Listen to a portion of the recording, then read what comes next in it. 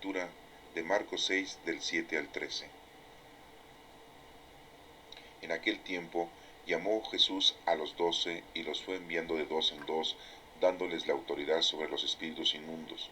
Les encargó que llevaran para el camino un bastón y nada más, pero ni pan, ni alforja, ni dinero suelto en la faja, que llevasen sandalias, pero no una túnica de repuesto, y añadió: quédense en la casa donde entren hasta que se vayan de ese sitio, y si en un lugar no los reciben ni los escuchan, salir de ahí y sacudir el polvo de los pies para probar su culpa.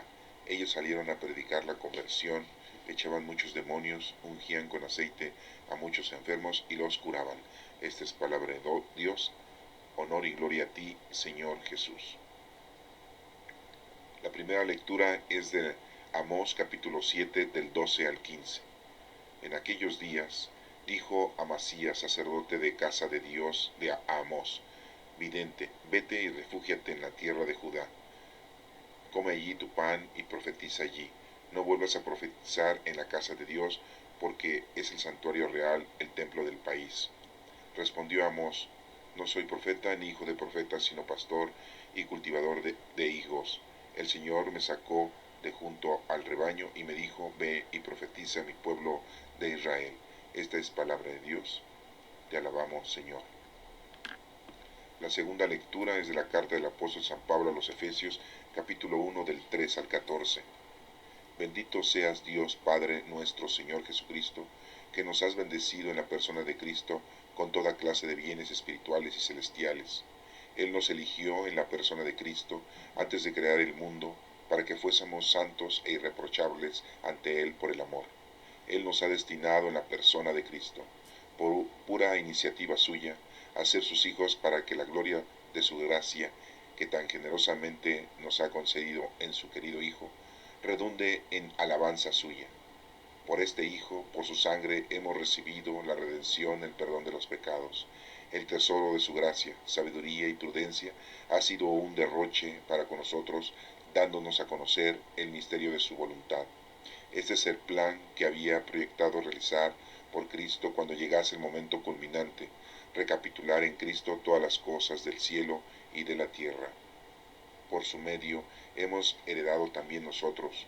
A esto estábamos destinados por decisión del que hace todo según su voluntad. Y así, nosotros, los que ya esperábamos en Cristo, seremos alabanza de su gloria, y también vosotros, que habéis escuchado la palabra de verdad, el evangelio de vuestra salvación, en la que creísteis, habéis sido marcados por Cristo con el Espíritu Santo prometido, el cual es prenda de nuestra herencia, para liberación de su propiedad, para alabanza de su gloria. Esta es palabra de Dios. Te alabamos, Señor. En la lectura de Marcos capítulo 6 del 7 al 13 nos está explicando este evangelio que nuestro Señor Jesucristo envía a sus discípulos para que lleven a cabo la predicación, para que lleven a cabo su trabajo, su labor, y comiencen ya el formato de salvación del género humano y de ellos mismos. Esa es una invitación que se nos hace a nosotros para que tengamos que hacer lo mismo y comencemos a hacerlo, y todo con la fuerza del Espíritu Santo. Veamos en esta lectura cómo nuestro Señor Jesucristo los envía a los 12 de dos en dos, porque se dice que en donde hay dos o más reunidos en su nombre, Jesucristo está con ellos. De dos en dos los va enviando. Por eso es muy común en la actualidad ver a ciertas sectas religiosas o ciertas religiones que cuando van a predicar van de dos en dos. Vemos a los testigos de Jehová que tocan puerta por puerta y van de dos en dos. Vemos a los mormones que van puerta por puerta y van de dos en dos. O vemos a los cristianos que van a invitar a alguna otra persona, a alguna familia, y también van de dos en dos o en pareja. Esto quiere darnos a entender que están cumpliendo, que están haciendo la indicación de este evangelio, de cuando nuestro Señor Jesucristo los manda de dos en dos. Y dice aquí que les da autoridad sobre los espíritus inmundos.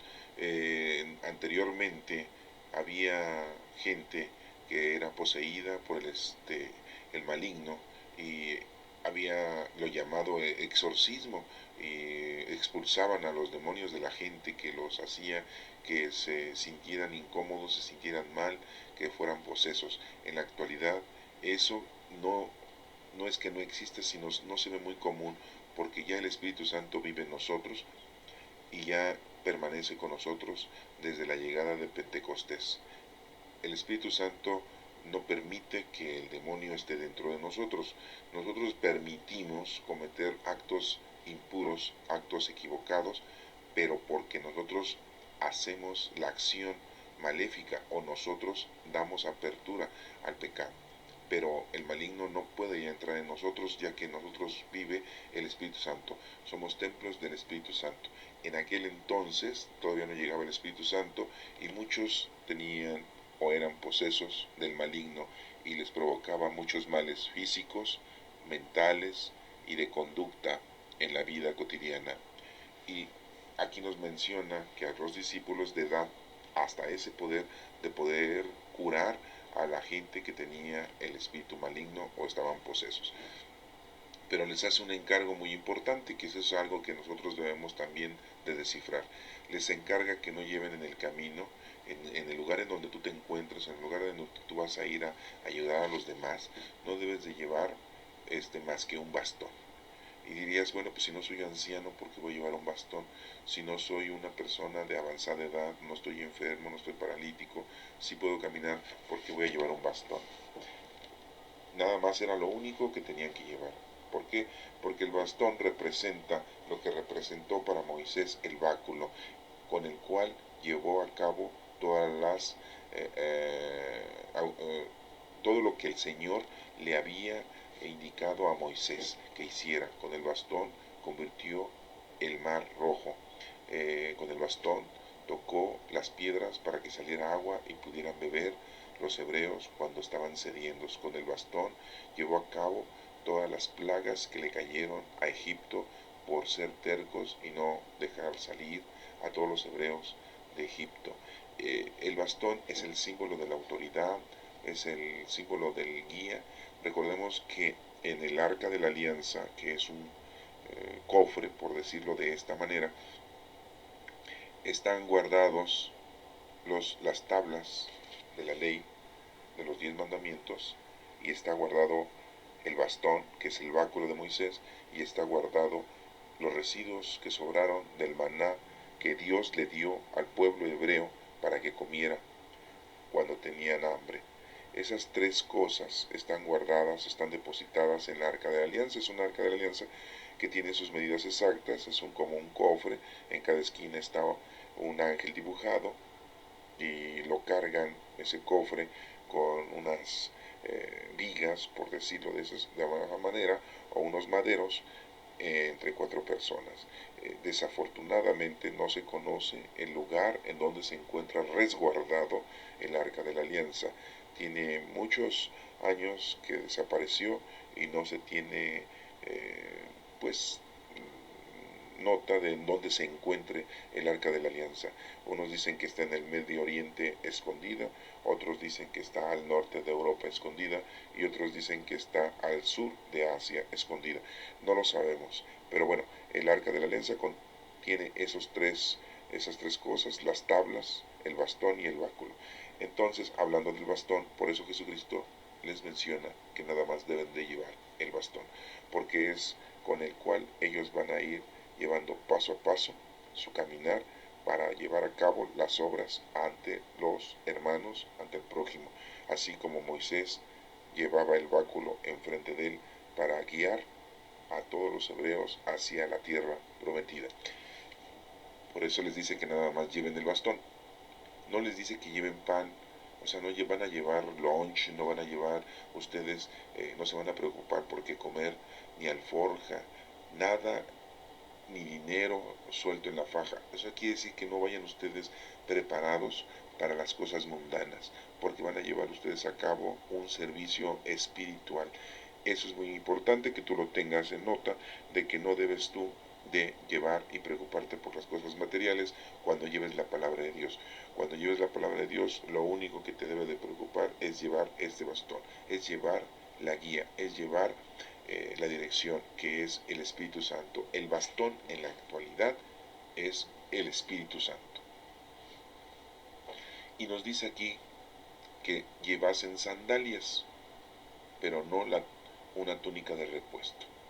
Esto quiere dar a entender a los discípulos que nada más fueran con sus sandalias, que no fueran a llevar otro tipo de zapato y que no podían llevar otra túnica, nada más la que traían, porque muchas veces llevaban de repuesto alguna ropa para poderse cambiar, porque llovía, porque se ensuciaban, para poderse cambiar, porque pernoctaban en un lugar y al otro día se cambiaban de ropa, como lo hacemos algunos, que todos los días nos cambiamos de ropa y nos bañamos.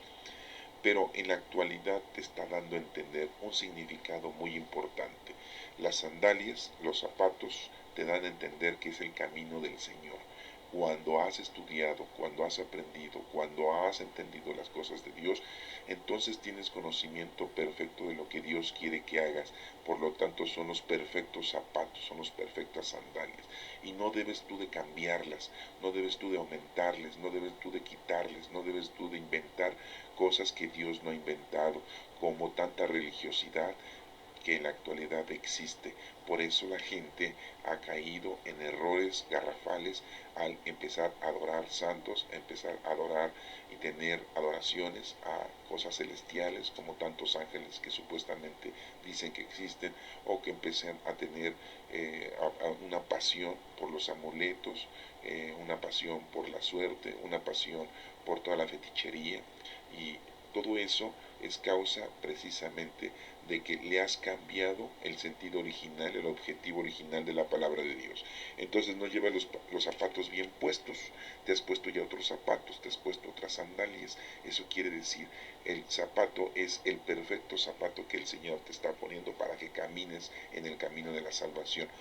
No debes tú de cambiarle nada a lo que el Señor dice, no le debes tú de aumentar nada a lo que dice la palabra de Dios.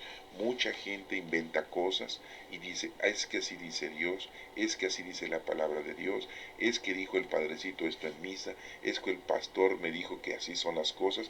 Y si ustedes no estudian, no entienden, no saben, pues le pueden creer a esas personas que los están guiando y que se les dice guías ciegos, y que son a veces lobos vestidos de ovejas, y que los guían a ustedes para sus propios propósitos de ellos, de esa secta religiosa o de esa religión. Y debemos de tener mucho cuidado porque nos desvían el aspecto primordial y la verdad, pero pues tú les crees, y como no estudias y no conoces la palabra de Dios, no sabes perfectamente, y entonces les crees y crees que así está bien. Y si un padrecito te dice y tú le crees, pues está equivocado el padre por decirte las cosas con premeditación, alevosía y ventaja, y tú estás equivocado por ser un ignorante, no ponerte a estudiar, no ponerte a entender la palabra de Dios y no conocerla. Y cuando esto pasa, pues te das cuenta de que usan mucho la mentira, usan mucho la premeditación, la alevosía y la ventaja ellos para que sacarte a ti, ya sea principalmente dinero, o si no, ayuda física, en todo lo que ellos desean y quieren. Y pues esto hay que tener mucho cuidado porque se suscita en todas las religiones, en todas las sectas religiosas, y pues debemos tener mucho cuidado. Por eso aquí dice que lleven una sola sandalia, los únicos zapatos, las únicas sandalias es el conocimiento del Señor, no te andes cambiando. ¿Y por qué sandalias? Porque caminamos en el sendero, en el principal camino que es Cristo. Sabemos que Él es el camino, la verdad y la vida. Y tenemos que conocer a Cristo. No podemos predicar a Cristo si no conocemos lo que Cristo nos ha dejado, mínimo, su doctrina.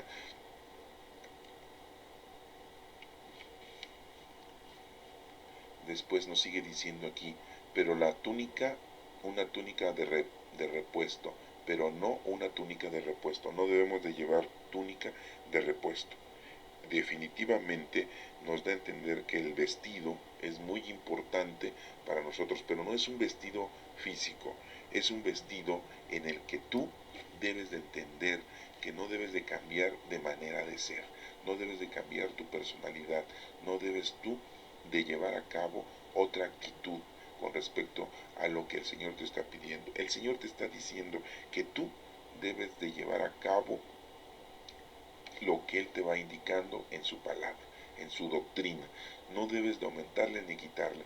Esta lectura nos está invitando a nosotros a ir a predicar la palabra de Dios. ¿Y cómo la debemos de ir a predicar? Pues como les estamos ahorita aquí entendiendo, que es no quitarle ni ponerle a las cosas del Señor que ya nos ha Él indicado y enseñado. Debemos de hacer las cosas tal como nos las está especificando. ¿Y cuántas veces la gente la aumenta y le quita las cosas del Señor? Con una preposición, con un adjetivo que tú le quites a la palabra del Señor, le estás cambiando el sentido exacto de lo que tú tienes que hacer. Y también en esta lectura nos está diciendo que no debes tú de estar preocupado por las cosas mundanas cuando estés predicando del Señor. No debes de preocuparte por nada, solamente te debes de preocupar por realizar y hacer las cosas que el Señor te está pidiendo. Y aquí nos menciona que ese vestimento, recuerden, la vestimenta, la túnica, recuerden que en la transfiguración se transfiguró nuestro Señor Jesucristo y se apareció Moisés y Elías, cuando estaba Pedro, Santiago y Juan, que fueron invitados para ver esa transfiguración. Eran esos tres únicos discípulos que vieron la transfiguración. ¿Y cómo vieron la túnica de esas tres personas? Resplandecientes, porque eran tres personas que han cumplido con lo que Dios les ha indicado.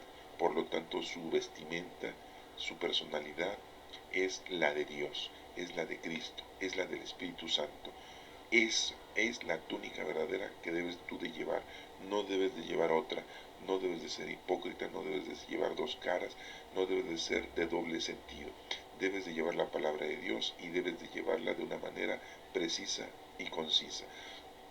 Por eso nos habla aquí de la túnica, que no debes de llevar otra, nada más la que el Señor te ha dado, que es la de amar a Dios sobre todas las cosas y a tu prójimo como a ti mismo. Y nos dice aquí que cuando entren en un lugar, ¿sí? a una casa y salgan de aquel, ¿no? Y dice, quedaos en la casa donde entren, hasta que se vayan. Y si en algún lugar no los reciben y no los escuchan, salir de ahí y sacudir el polvo de sus pies para probar su culpa, hacer esa acción de sacudir el polvo de sus pies. En ese entonces les dice a los discípulos que hagan esa actitud de sacudir sus zapatos, sus pies, porque su caminar ahí no dio fruto, porque la palabra de Dios no quiso ser recibida. No es que no hayan querido recibir a los discípulos, en realidad al que no recibieron es la palabra de Dios. Y en la actualidad es lo mismo. Tú llevas la palabra de Dios. Si la aceptan, feliz será la persona que reciba la palabra de Dios. Pero a las personas que no reciben la palabra de Dios, las personas que no aceptan a Dios, tú no te debes de enojar, tú no te debes de preocupar, tú no te debes de sentir incómodo. Tú ya hiciste lo que tenías que hacer y ellos pues no lo recibieron. Tú haz un signo de decir, Señor, yo hice lo que tenías que hacer y yo aquí sacudo el polvo de la ignorancia, el polvo de la necedad, el polvo del rechazo y yo me retiro. ¿Y por qué? Porque te pueden contaminar. Pero bueno, aquí nos menciona que te tienes que retirar. Ellos salieron a predicar la conversión y nos menciona que pues pudieron sacar a muchos demonios y ungían con aceite a muchos enfermos y los curaban. Entonces vemos cómo los están ungiendo con aceite. El aceite es muy importante dentro de todo este rito de salvación, como lo hacen ahora en la actualidad los sacerdotes al ungirlo cuando se bautizan, cuando se confirman, cuando se ordenan sacerdotes. El aceite es muy importante y se lo aplican a las personas. Bueno, pues esta lectura del Evangelio de Marcos nos está invitando a ir a predicar y cómo es la forma de ir a predicar y qué es lo que tú puedes alcanzar a hacer hasta liberar a la gente de sus demonios. Y no es de que le vayas tú a exorcizar a una persona y sacar el demonio como se da a entender o se hizo en ese tiempo y en forma, sino que en la actualidad nosotros cuando ayudamos a alguien y le enseñamos la palabra de Dios y le damos conocimiento de las cosas del Señor, pues esa persona deja su ignorancia, conoce a Dios, ama a Dios y lo va a empezar a servir. Y entonces esa es el hilo, o ese es la cadenita, tú le enseñas a tus hijos, tú le enseñas a tus amigos le enseñan a otros amigos, y tus hijos le enseñarán a tus nietos, y tus nietos a tus bisnietos, y es una cadena, es una continuidad del conocimiento de la palabra de Dios y de que debemos nosotros cumplir con el primer mandamiento, que es amar a Dios sobre todas las cosas, y así consecutivamente se va realizando el plan salvífico. Nosotros somos parte del cuerpo místico de Cristo, y somos una mano, somos un pie, somos un oído, somos un ojo, somos una rodilla, y vamos a continuar realizando las obras de salvación al género humano, y a toda la gente le debemos de dar a conocer la palabra de Dios. Y bueno, pasemos a la primera lectura, en donde nos menciona Amós, capítulo 7 de 12 al 15, pues que también a él lo eligen, así como eligieron a los 12 discípulos, de dos en dos. Pues nos dice aquí que en aquellos días dijo Amasías, sacerdote de casa de Dios, a Amós. Este sacerdote de la casa de Dios le dijo a Amós.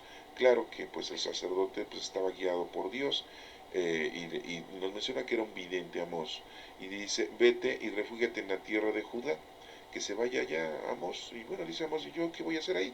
Come allí tu pan y profetiza allí. Dice: pero ¿cómo? O sea, dice: no vuelvas a profetizar en la casa de Dios.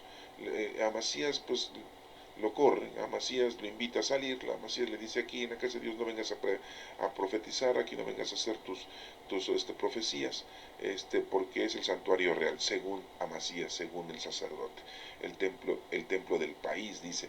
Y dice Amós: pero yo no soy profeta ni hijo de profeta, sino un solo pastor y cultivador de higos. El Señor me sacó, dice, de junto al rebaño, y me dijo: ve y profetiza a mi pueblo de Israel.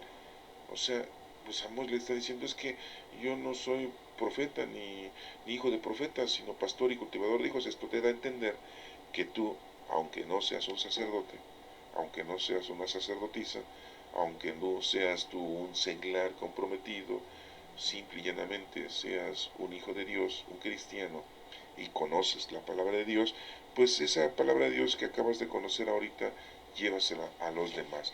No necesitas ser un doctor, un perfecto sabio de las cosas del Señor para predicar la palabra de Dios. Lo que estás aprendiendo aquí, llévaselo a los demás. Un ejemplo: estás aprendiendo aquí que debes de llevar la palabra de Dios a los demás, ayudar a los demás. Pues nada más, ve con alguien que necesita de tu ayuda, necesita que lo cuides, necesita comida, necesita vestido, necesita calmar sus dolores de enfermedad.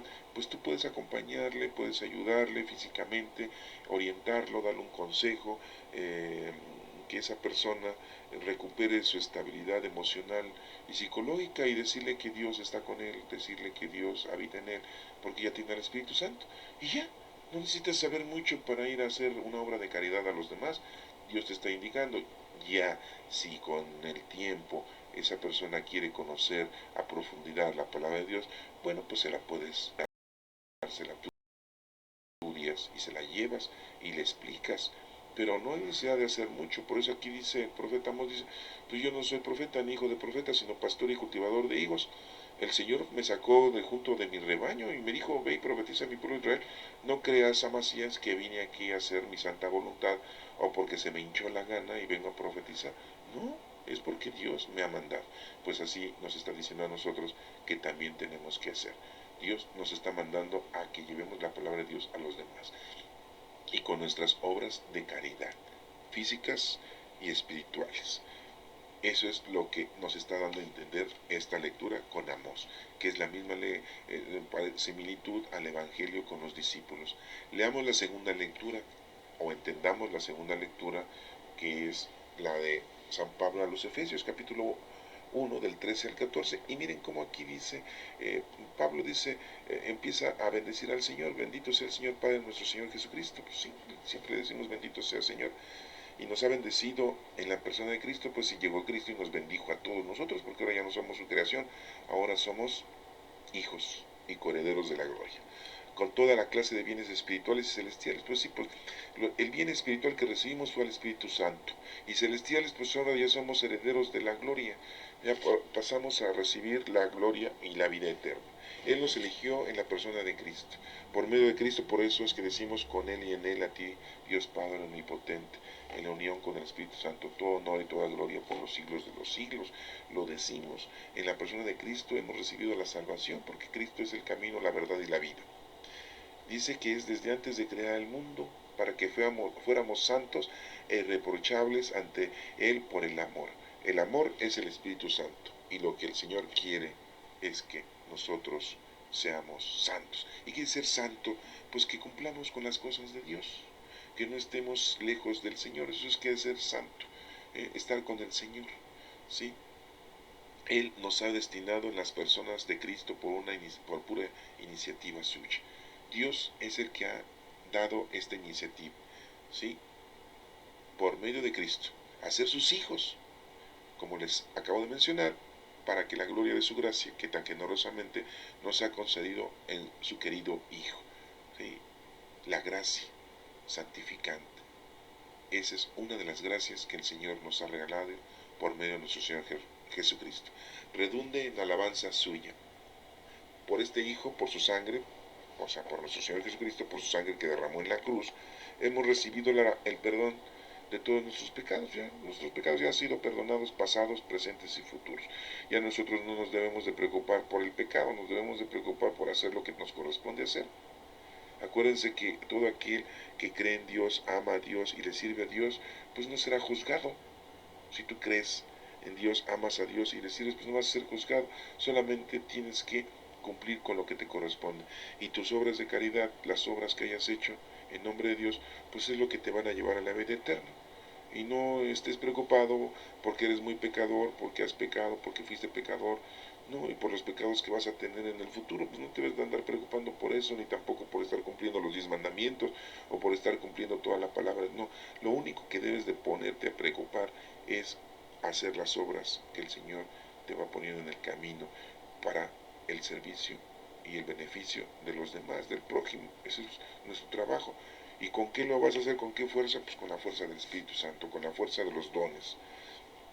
Y aquí nos menciona, el tesoro de su gracia, sabiduría y prudencia ha sido un derroche para con nosotros. ¿Cuál es el tesoro de su gracia? Pues el Espíritu Santo. Está lleno de sabiduría, dándonos a conocer el misterio de su voluntad, que es la vida eterna. Este es el plan que había proyectado realizar por Cristo cuando llegase el momento culminante, recapitular en Cristo todas las cosas del cielo y de la tierra. Y Jesucristo vino, nos dejó su doctrina, nos dijo qué es lo que teníamos que hacer, y lo hizo durante 3 años, y pues aquí estamos. Y fíjense cómo la primera lectura los envía de 2 en 2. Amós también en el Antiguo Testamento, también es elegido Dios para que vaya a profetizar a su pueblo, aunque lo corre a Masías, aunque le dice, pues vete de aquí, no vengas a profetizar, vete a otro lado, pero pues él no estaba haciendo su voluntad, está haciendo la voluntad de nuestro Padre Dios. Y aquí el Señor nos está diciendo en la carta de Pablo a los Efesios, de que todos nosotros también tenemos que llevar a cabo este trabajo. ¿Y de qué manera? Por Cristo, con Él y en Él, porque Él es el que nos ha dado toda la gracia santificante de nuestro Padre Dios por medio de Cristo, ya que Cristo es el camino, la verdad y la vida. Por medio hemos heredado también nosotros, dice, por su medio hemos heredado también nosotros esa gracia santificante, esa vida eterna por medio de Cristo.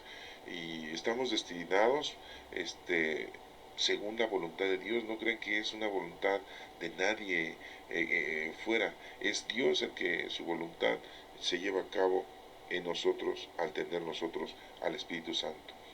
Y así nosotros, los que ya esperábamos en Cristo, seremos alabanza de su gloria, y también vosotros que ya han escuchado la palabra de verdad.